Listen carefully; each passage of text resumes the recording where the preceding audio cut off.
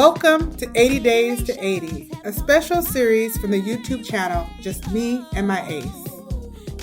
For the next 80 days, I'll be sitting down with my dad, my ace, to talk about his life, the lessons he's learned, and the legacy he's building as he nears his 80th birthday. We'll share stories about love, faith, politics, business, and of course, family. This is a journey filled with wisdom, laughter, and reflection. Possibly a tear or two. It's also a chance for me and my dad to connect more deeply. We're so glad you're here to join us on this road trip down memory lane. So take a seat, buckle up, and let's go.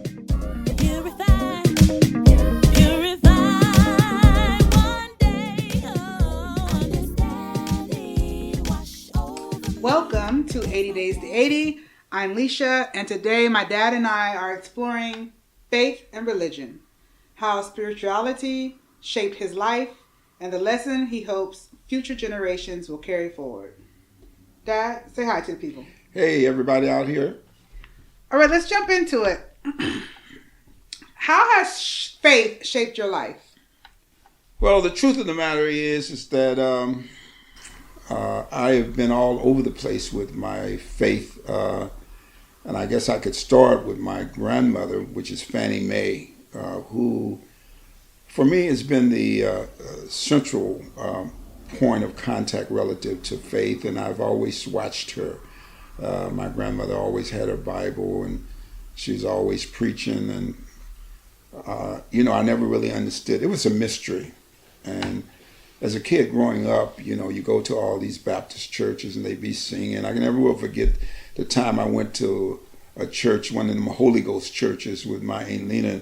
They got to speaking in tongues and everything. And as a kid, I got afraid. I was like frightened by that. And I never wanted to go back to that Holy Ghost church. But I've always known that, the spiritual thing was a part of my life. And, things didn't happen just on their own, and there had to be a being that did stuff. And I think the thing that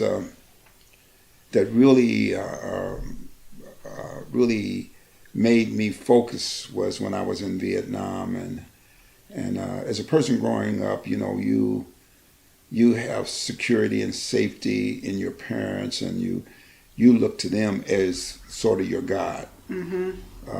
But when I was in Vietnam and my parents were nowhere around, and they were sending those rockets over, and about every other day somebody was being killed in my platoon or my squad, and you start thinking about God, your existence, and really I made a promise when I was in Vietnam. I said, God, if you get me out of this joint, when I get back to the States, I'm going to try to look you up for real. Mm-hmm. And that was kind of embedded in me to do that. Mm-hmm.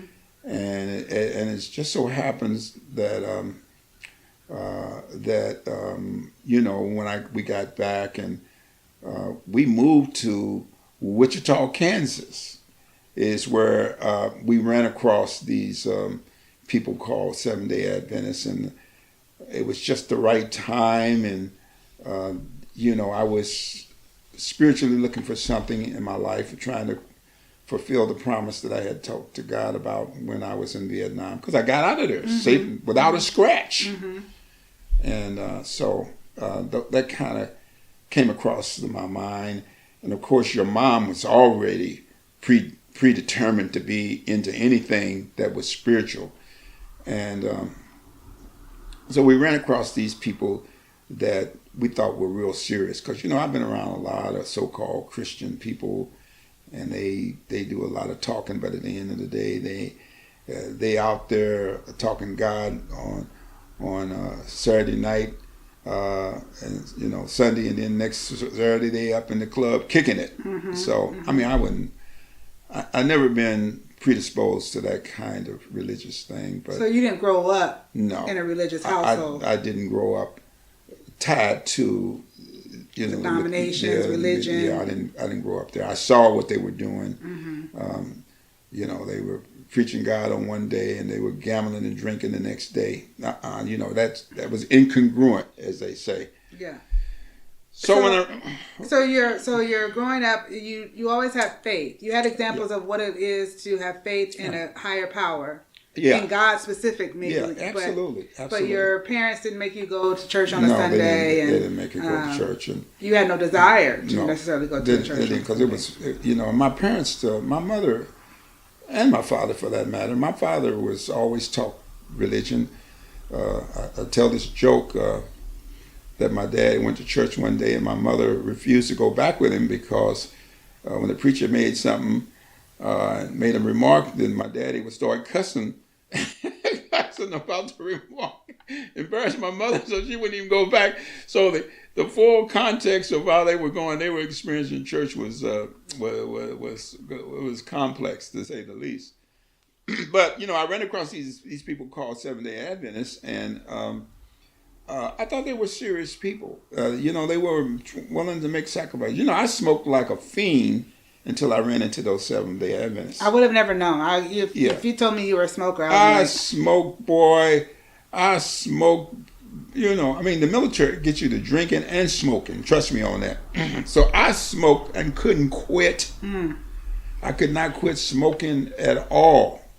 And I ran across these Adventists who told me my body was the temple of God, and that if, you know, I adhered to God, then the desire to stop smoking almost stopped overnight, because I really believed that was a truism that was God inspired. So me and your mom, we fell into, and then this whole Sabbath thing about preaching the Sabbath, and it only makes sense because naturally, if you do not rest, it's part of an ecosystem that tears you down. The body requires rest. And I don't know whether Adventists really even know this themselves. These are cycles that God has created for our own well-being. And all these kind of things kind of played into how I experienced Adventism and so forth. So the Adventist religion introduced you to these health principles. That and encouraged you or set forth maybe a way for you to stop drinking and smoking. And the whole thing. It was the temple of God concept, giving your life over, changing. All these things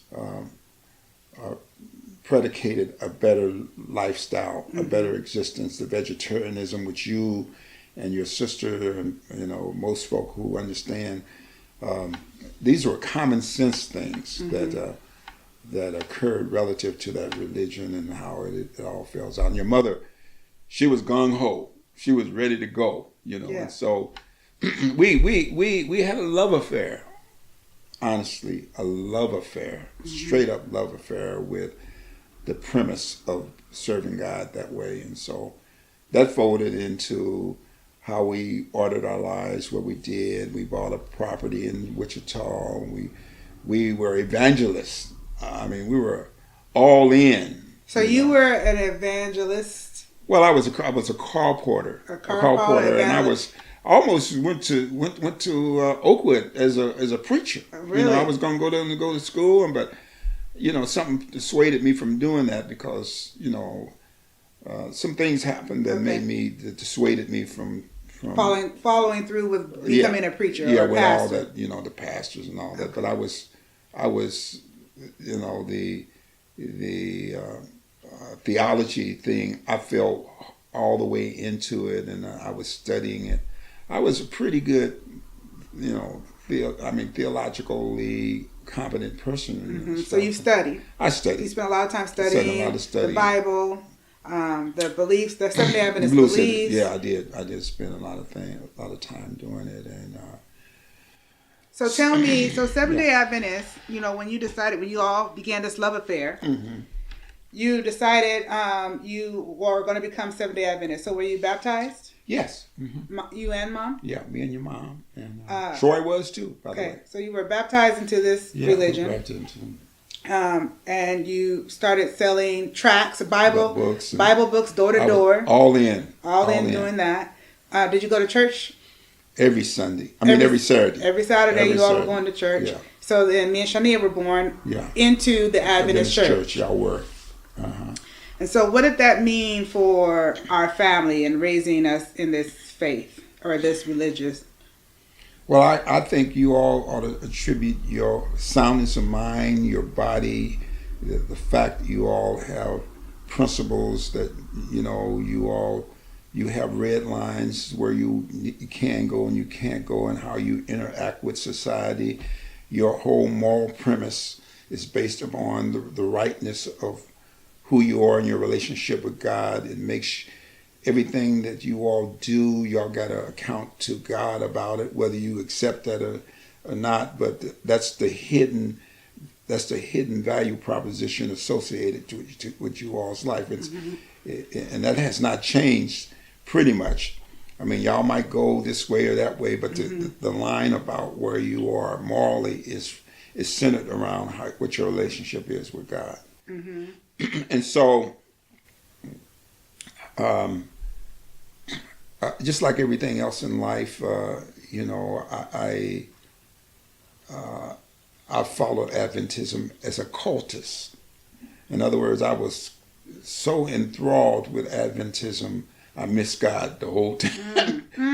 So it became about it religion became about the and not religious, the business of religions, and about God, and even the orthodoxy about how they do stuff, and the business. One of the penetrating things is how the organized church treated black people, two separate entities. You got the black church over here and the white church over there, and they kind of tolerate each other, but the whole message of living as a Christian is segregated by how much they pay attention to black versus white, and the whole racial issue in the church is hypocrisy, pure and simple. Mm-hmm.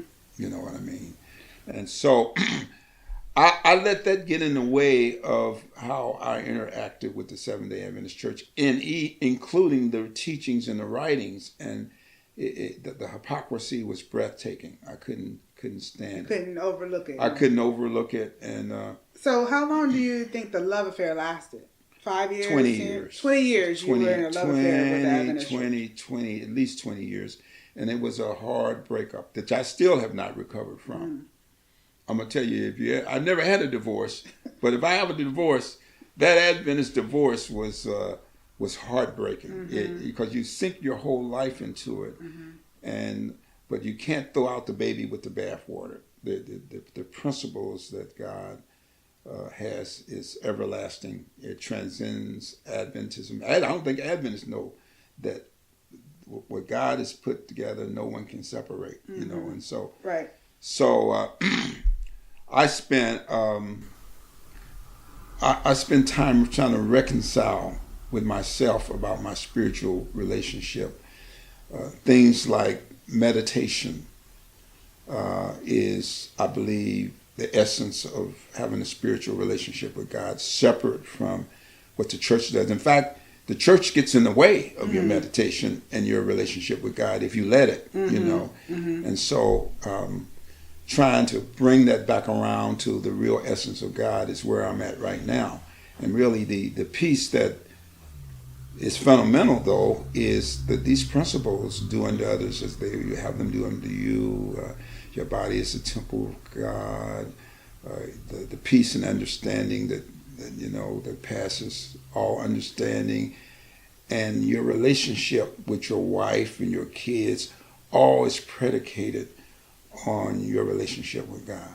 And so. Yeah, so I hear that, and it's when I think about 20 years that you were giving your all to this religion, and that your spiritual and faith, your spiritual life, and your faith was growing in that time, and then there came a time that you had this disconnect, or you were like, wait a minute, something's not adding up here. Mm-hmm.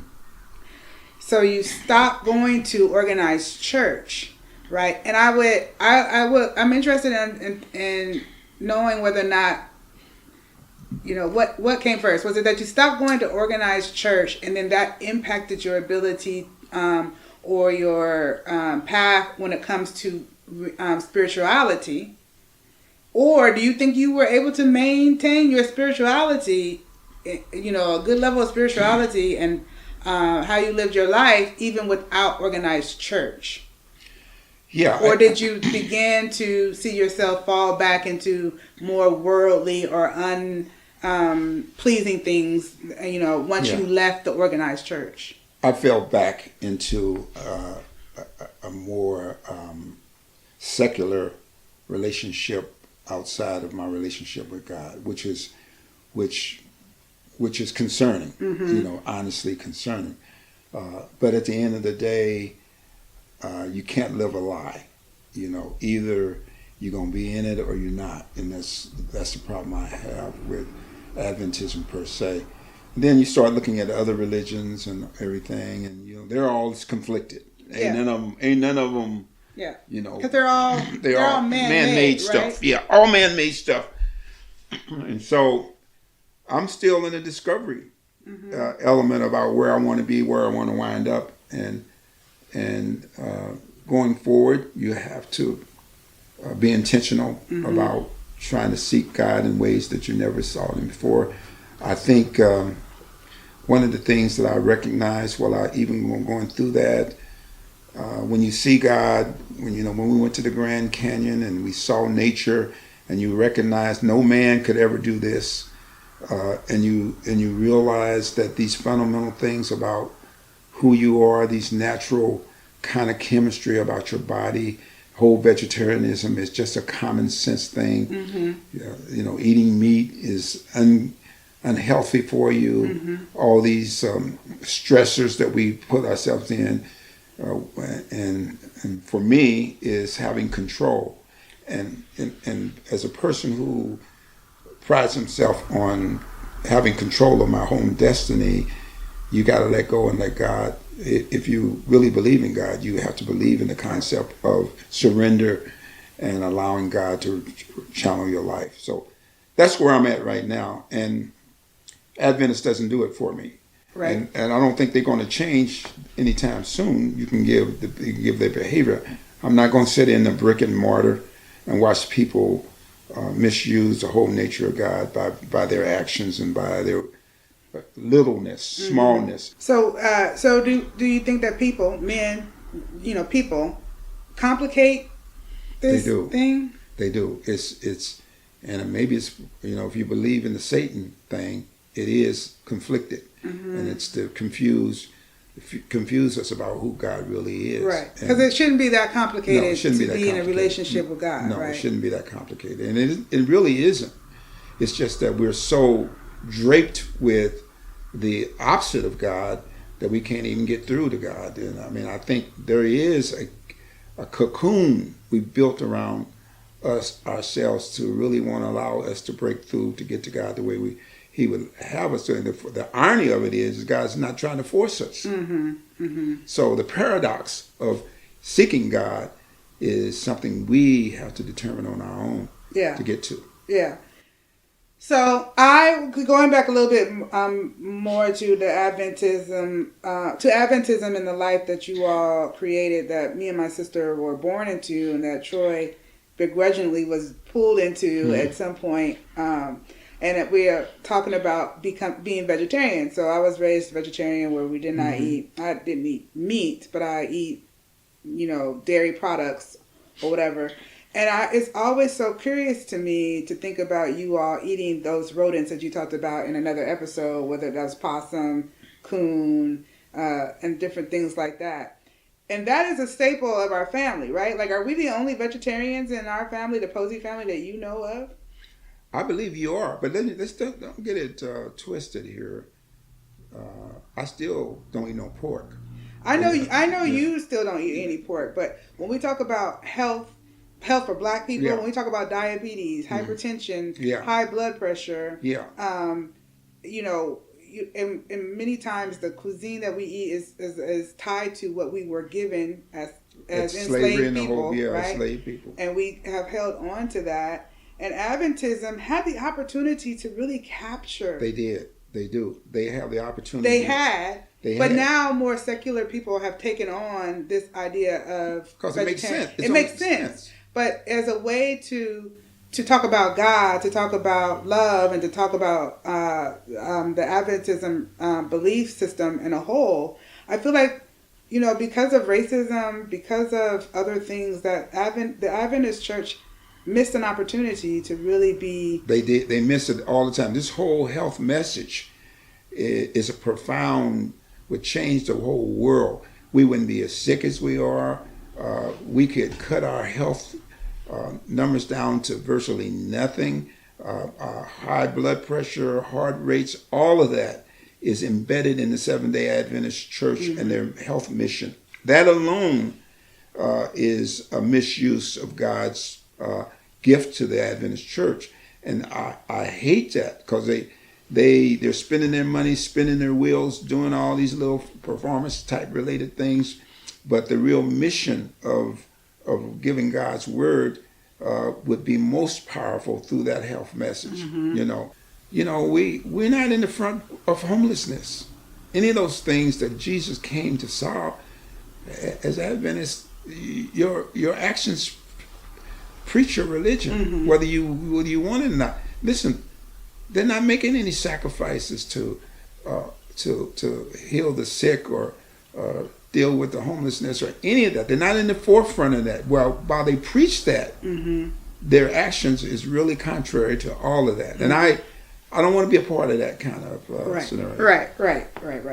I'm still. I mean, I consider myself still an Adventist. I don't necessarily succumb to the idea that I have to be in a church to have a relationship with God, or that I have to, go to Sabbath school or these institutions. I don't necessarily believe that I have to be in an institution or be a part of an institution, but it's a slippery slope, because like you said, when you left the church, the religion, it was easier for you to fall back into more secular ways, right? And so similarly for me, it's easier for me not to keep the Sabbath when there's no Sabbath activities that I'm attending on Saturday or Friday night. So I do see that there is an advantage to actively participating in a church or a church structure, right? But that a lot of times that structure is harmful and can be the thing that leads you away from your relationship with God.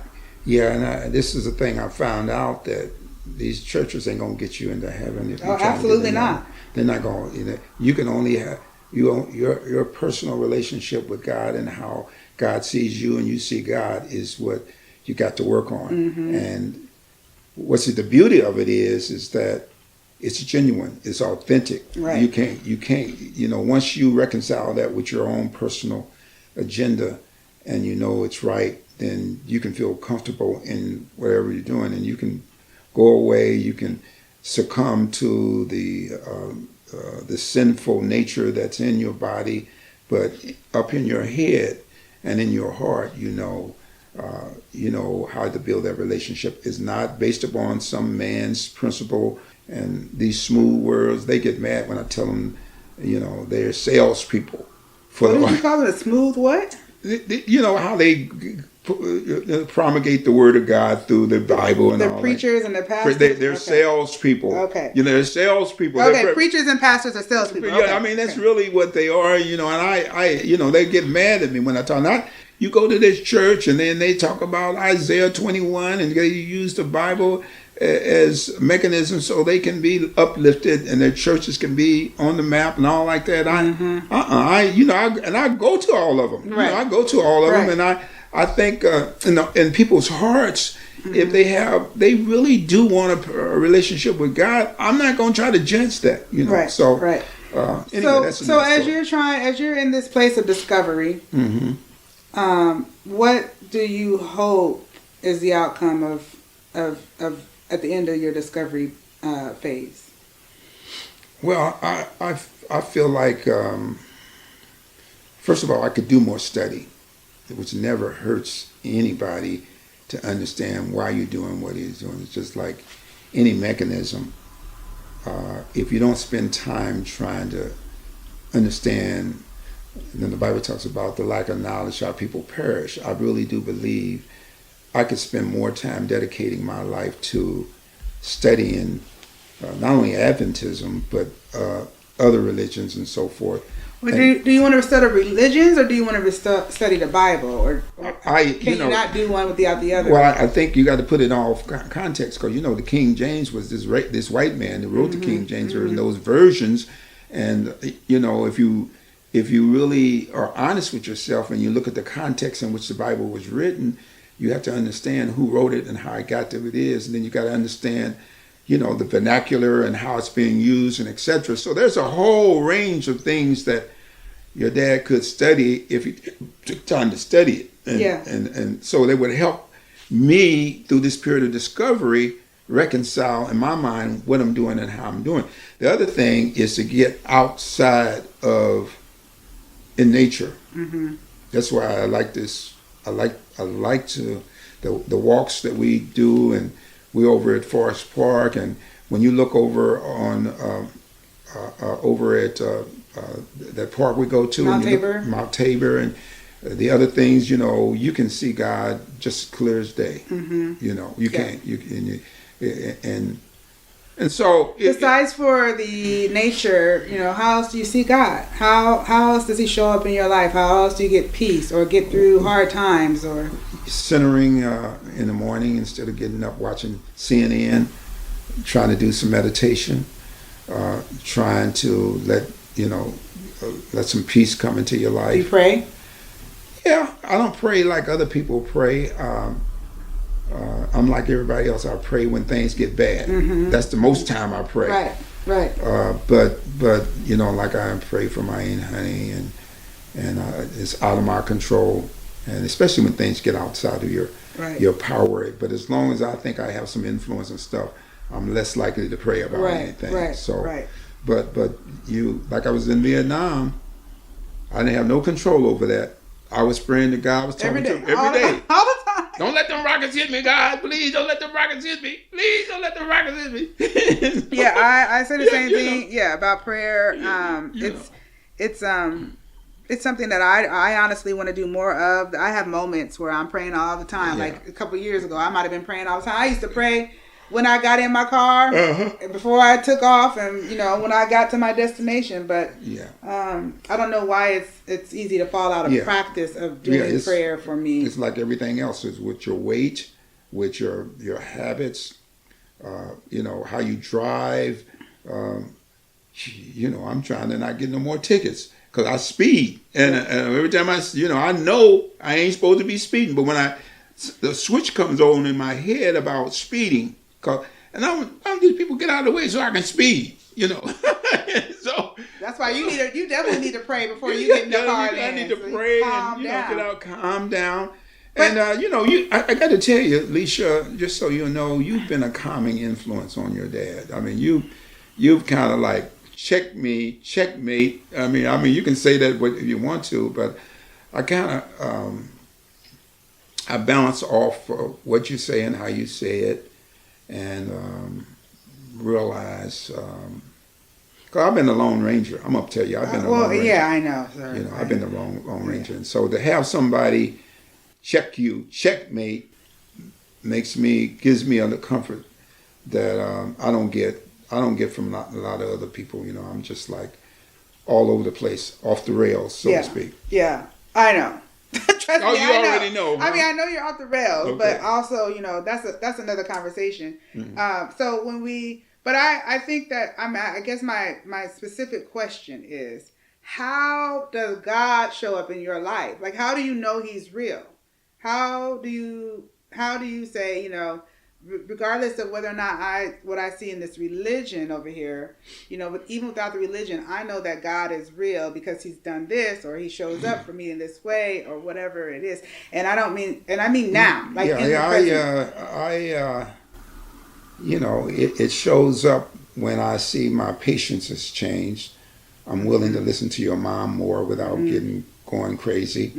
Understanding her value proposition associated with me is something that a spiritual maturity is growing in me when I recognize that your mom is really all I got, and so I can calm down. I don't have to go through all that thing. You just take Zahara, for example. And so who's Zahar? Zahar. Who is he? For folks who don't know who he is. Well, Zahar's my grandson. Okay, thank you. And how old is he? He's only 4.5, maybe, now. But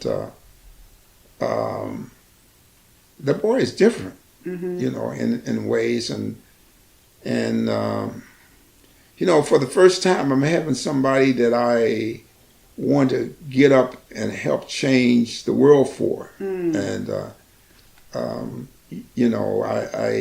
it's a value proposition, and he's watching every one of us. And so you want to have the best God face you can have when you see that boy, and that kind of thing. I know that doesn't sound like it's a big magnanimous thing, but I mean, it does in the sense that if you're saying that God shows up, God is real because He's still giving you opportunities to get your life right, or to and help somebody else get their life, absolutely, to spread the gospel, whatever that looks like for you. Yeah, absolutely, and really the roadmap of how we treat one another in our community, all this little backbiting, all these little cliques that they have. I can stand in the breach of sign and say, I can call them out on that. Like I don't think too many other people can. Is it because you're 80? No, it's because we have a history of doing the right thing for the right reason, and there people ain't got to second guess what your motives are. So do you think that this idea or this approach to us, having more unity or less backbiting or less competitiveness in the community, would you approach it the same way when you were 30 or 40? Or were you more... I wasn't even cognizant of that situation. I just assumed that... That everybody got along? You didn't experience... No, I would... It was just... It was not... It didn't come together as to why and what for and who was doing it. It was just total dysfunctionality, and there was no method to how I got there. So, of course, I believe we don't really understand where we come from. Our historical our presence has been destroyed. Like I say, the Bible talks about our people perish for the lack of knowledge. We've come into some realizations who we are as black people more. Yeah. I look at your art and what you're doing. Yeah. I would have never, but back in the day when I was coming up, it was heresy to put black art up. That's wild. It was heresy. That's wild. Because you had the whole Harlem Renaissance period. You were trying to be a Negro. The national Negro. We succumb to the oppressor's vision of who we are. Well, I guess my question about whether or not this idea of backbiting or unity, if any of the way that you see approaching it, like God has given you the opportunity to approach it, maybe that then you would have done as a younger person, is because you have the maturity, you have the experience and the understanding of that. But it sounds like even if when you were younger, that wasn't necessarily a concern or something that you all had to worry about because you were too busy in other chaos. No, this is what 80 does for you. You're not so based. You understand that your time is limited. You understand at 80, you ain't got time to play these kind of games that these other people are playing out here by this. You got to get to the real meat of where we're trying to go, what we're trying to do, and you don't care about what you look like or how you present yourself. At 80, you can do some stuff. Would you recommend that even at 50, 60 that people try to change so they don't have to wait to 80? Absolutely. We'll not only do that, it's incumbent on the 80 to make sure it gets down to the 50. That's why I was so proud of the NAMCO thing where Jeff's son and Orlando's son, they can't take their money and go off into the wild, wild west once they make money. And, they can't keep making that same mistake, making money and abandoning the community to help them make the money. Right. And I think I had an influence on that. Them recognizing that they got to turn some of this money back into our community and build like that. So to me, that's a profound thing. Okay. So my last question to you, thinking about Zahar, your youngest grandson who's 4, then you also have like 30-year-old grandsons. It's so funny to me. But that's what you get for having a 9-year break between me and my brother. What is the most important value that you live by, and that you would want them to always maybe remember you or know that you try to impart that value with them as well? It'd be true to yourself in spite of all the distractions, and be live your best life, and be true to yourself. If there's any ambiguity about who you are, try to get rid of that ambiguity. Mm-hmm. Understand from whose shoulders you stand on, and realize that this is about blood, sacrifice. And if you forget that people have died for you to be where you are right now, Mm-hmm. then you'll be misguided. Your whole focus will be off target. Mm-hmm. And for you to look back and to give back and pay it forward, do all those things these are biblically inspired concepts that I don't need to preach to anybody. It's just like breathing air and drinking water. Yeah. So I want them to, incorporate those values, and I guarantee you their life will be better. Their existence will be better, and they will have the energy and they will have the power to get through life in a more powerful way. All right. Thank you. With that, we're going to end this episode. Faith has been a cornerstone of your journey, and today's conversation showed it and why it really matters so deeply to you. And it's not in a box, right? We're evolving, we're changing, and that is how that's the similar way that I feel about my faith and the journey I'm on right now as well. So thank you everyone for listening, and we'll be back soon with more reflections in future episodes.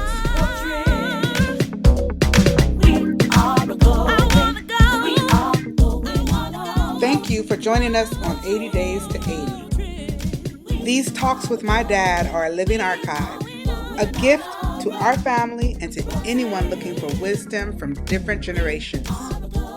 If you like today's episode, follow Just Me and My Ace on YouTube for more stories. Please share this journey, leave a comment, and tell us what stood out to you. Until next time, keep listening, keep learning, and keep celebrating life.